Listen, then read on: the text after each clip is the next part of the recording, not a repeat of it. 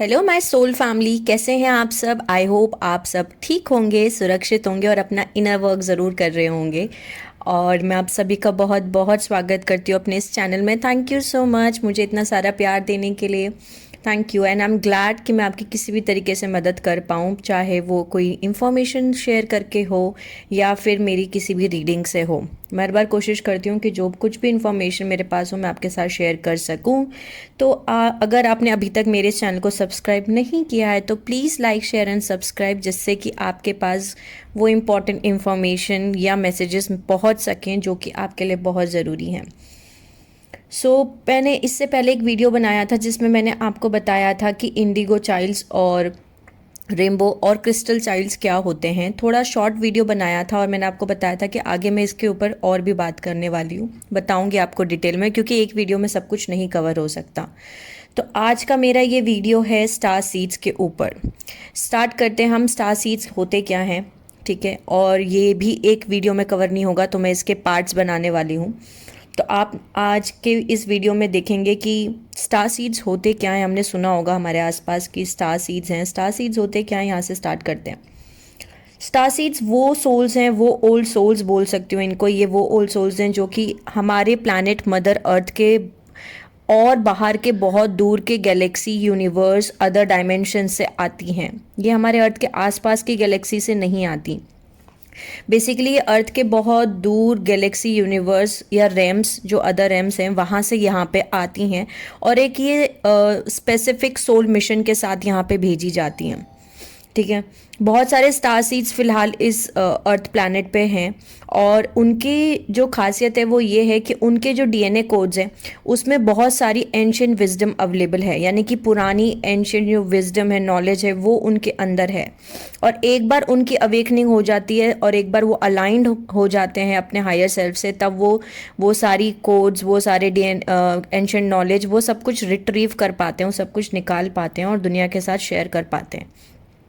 Star seeds बहुत ही intelligent होते हैं और वो यहाँ अर्थ पे एक सोल मिशन के साथ आते हैं, ठीक है। न्यू कॉन्शियसनेस को देने के लिए, नई सोच को क्रिएट करने के लिए आते हैं और नई फ्रिक्वेंसीज को लेकर आते हैं बेसिकली, जो कि हायर फ्रिक्वेंसीज होती हैं, क्योंकि वो हायर रैम से, हायर डायमेंशन से यहाँ पे आते हैं।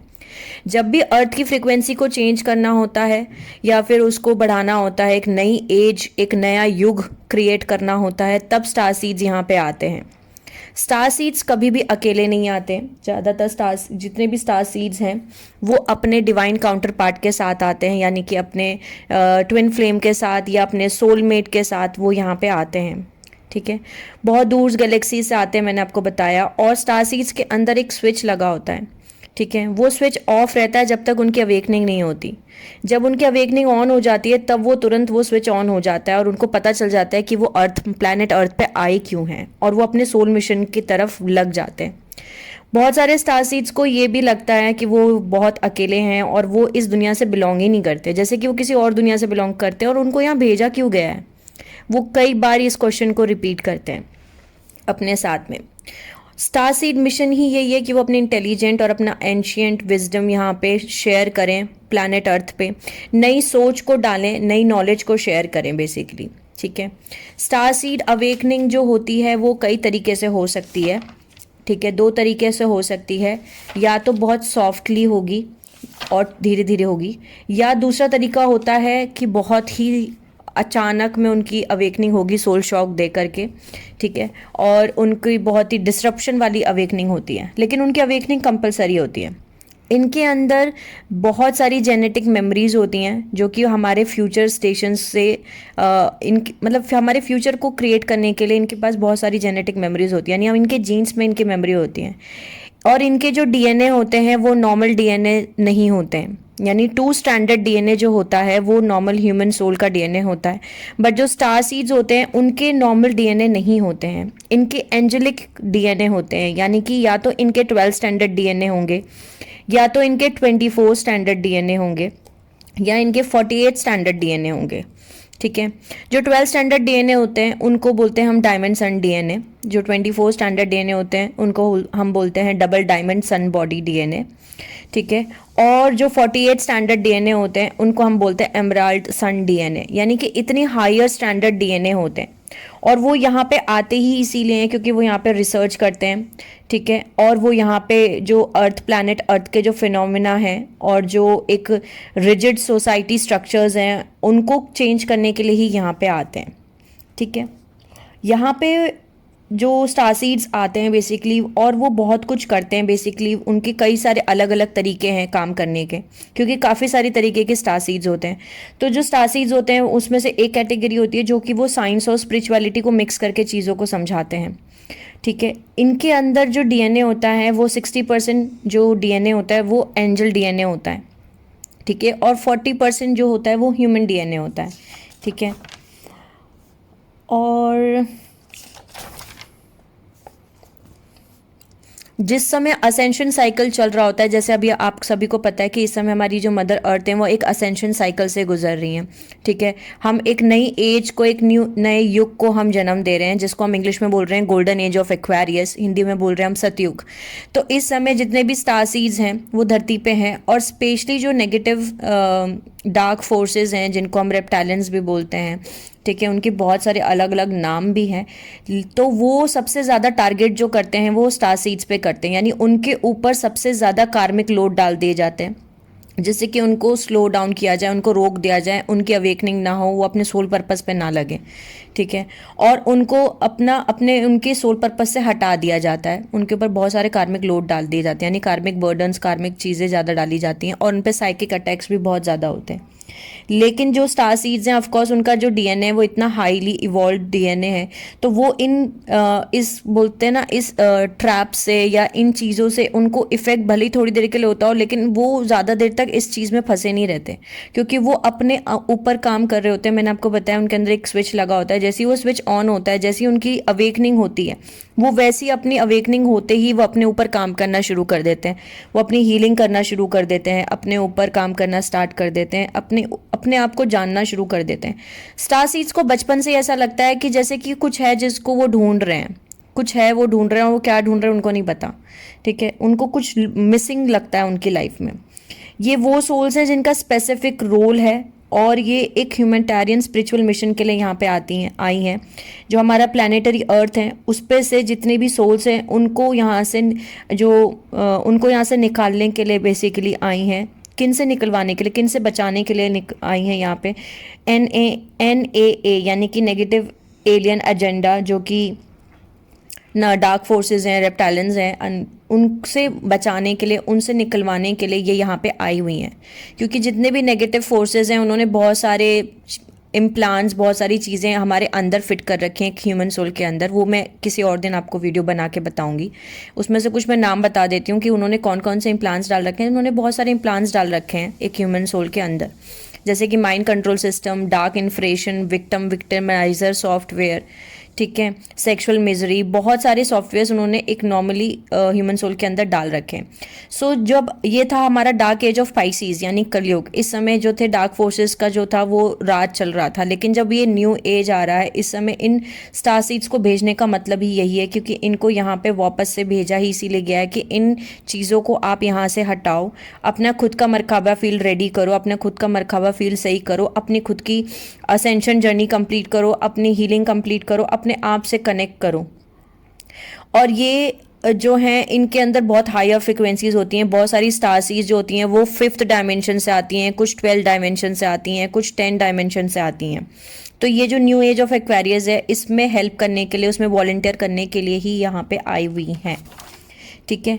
बेसिकली ये जब पैदा होती हैं तो ह्यूमन बॉडी में ही, मतलब एक ह्यूमन का बॉडी लेके ही पैदा होती हैं, यानी कि एज अ ह्यूमन पैदा होती हैं।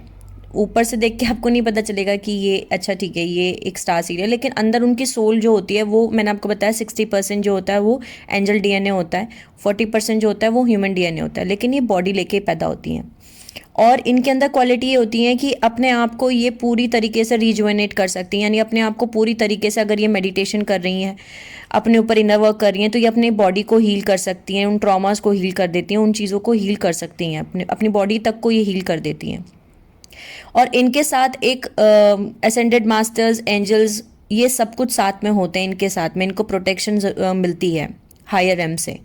एक गाइडेंस सिस्टम होता है जो कि ऊपर से देखता है धरती पर और इनको हेल्प करता है जब जब इनको ज़रूरत होती है, ठीक है, ये होते हैं स्टार सीड्स। और स्टार सीड्स जो होते हैं वो बहुत ही सिलेक्टेड इवॉल्व सोल्स बोलते हैं इनको, जो कि दूसरे planet system, star systems, Galaxy और डायमेंशन से आते हैं, वो मैंने आपको बताया ही। और स्पेशली ये हैंड पिक सोल्स हैं, यानी कि इनको खुद एंजल्स, इनको खुद भगवान चुनते हैं, इसीलिए इनको चूजन वंस भी कहा जाता है। और ये एक ब्रिज की तरह काम करती हैं बेसिकली, इनका पर्पस यही है, एक ब्रिज बनना। ठीक है, वो क्या ब्रिज की तरह काम करती हैं कि जो लॉस्ट कॉन्शियसनेस है, जो लॉस्ट नॉलेज है, विजडम है, उन सब नॉलेज को ये वापस से अपने थ्रू इस प्लैनेट अर्थ पे लेके वापस आ रही हैं और सारी सोल्स को पहुंचा रही हैं। इनका टास्क सबसे ज़्यादा डिफिकल्ट होता है। तो स्टार सीड्स को मैंने आपको बताया स्पिरिचुअल हायरार्की यानी कि SH उनकी साइड से स्पेसिफिकली चूज़ किया जाता है। ठीक है, और इनकी जो पूरी लाइफ होती है वो एक ह्यूमन हैबिटेशंस की, जैसे प्लैनेट पे ह्यूमंस रहते हैं वैसी ही होती है। इनको भी बहुत सारे डार्क लाइट सर्कल से निकाला जाता है और ये हर युग में होती हैं। बहुत सारे स्टार सीड्स अभी भी धरती पे हैं जो कि अनअवेकन है। ठीक है, वो इस 3D मैट्रिक्स में, इस 3D वर्ल्ड में अभी भी फंसे हुए हैं, जिनकी अवेकनिंग नहीं हुई है और वो अपने सोल पर्पस को नहीं पता उन्हें, तो वो सो ही रहे हैं। लेकिन बहुत सारे जो स्टार सीड्स हैं वो ऑलरेडी अवेकन हो चुके हैं और वो अपने सोल पर्पस पे ऑलरेडी लग चुके हैं। उनको यहाँ बार बार भेजा जाता है, वो अवेकन होते हैं, फिर वो एक्टिवेट होते हैं। ठीक है, फिर उनका रिकवरी होती है और वो रिस्टोर करते हैं सारी नॉलेज को जो कि उन्होंने प्रीवियस लाइफ से या अपने प्रीवियस जन्म से या उनके ऑलरेडी DNA में जो स्टोर्ड है। ठीक है, और ये बहुत नेचर से कनेक्टेड होते हैं बेसिकली। इनका मिशन सिर्फ इतना ही नहीं होता है कि जो रिकवर करना है इनको सोल्स को, या फिर उनको मतलब जो आउटडेटेड बिलीफ सिस्टम से उनको हटाना है। इनका ये भी एक सोल पर्पस होता है कि ये न्यू ट्रेनिंग देती हैं, एक नई सोच क्रिएट करती हैं। और इनके पास अनकंडीशनल लव होता है, हाईली सेंसिटिव होती हैं। ठीक है, बहुत सारा इनके पास नॉलेज होता है, मैंने आपको बताया ऑलरेडी। ठीक है, और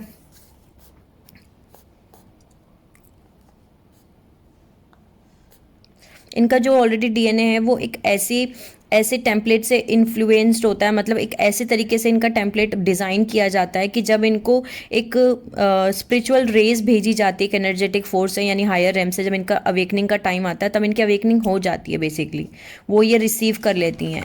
ठीक है, अब मैंने आपको बताया इनकी अवेकनिंग जेंटल और ग्रेजुअल भी हो सकती है या बहुत ज़्यादा ड्रामेटिक और अब्रप्ट हो सकती है। जैसे कि इस अवेकनिंग प्रोसेस में क्या होता है कि उनकी जो मेमोरी जो डिलीट हो चुकी है, जो कि सोई हुई है, डोमिनेंट है बेसिकली, सोई हुई है, जो उनको नहीं पता अभी कि वो क्या है, वो सब कुछ वो रिस्टोर कर लेते हैं। और इवन वो अपने सोल रिकॉर्ड्स यानी आकाशिक इंफॉर्मेशन, बहुत सारी डाउनलोड्स, कॉन्शियस डाउनलोड्स उनके अंदर ऑलरेडी वो डाउनलोड होना स्टार्ट हो जाते हैं, उनको एक्सेस कर पाते हैं और उस इंफॉर्मेशन को हैंडल कर पाते हैं। ठीक है, जितने भी स्टार सीड्स होते हैं उनको बहुत सारे टेस्ट देने पड़ते हैं इमोशनली, और बहुत सारे नेगेटिव ईगो क्वालिटीज़, बहुत सारी चीज़ों से गुजारते हैं। ठीक है, ताकि वो एक प्रॉपर अपने उस पर्पस तक पहुंच सकें जिसके लिए उन्होंने यहाँ पे जन्म लिया है बेसिकली। ये हमें सपोर्ट कर रहे हैं हमारे प्लैनेट अर्थ पे बेसिकली, इस प्लैनेट अर्थ को, मदर अर्थ को इवॉल्व करने के लिए और ट्रांसम्यूट करने के लिए जितने कलेक्टिव ह्यूमन रेस इम्प्लांट्स हैं उनको हटाने के लिए बेसिकली ये हेल्प कर रहे हैं। ठीक है, अब मैं आपको बताती हूँ कि जो स्टार सीड्स होते हैं बेसिकली,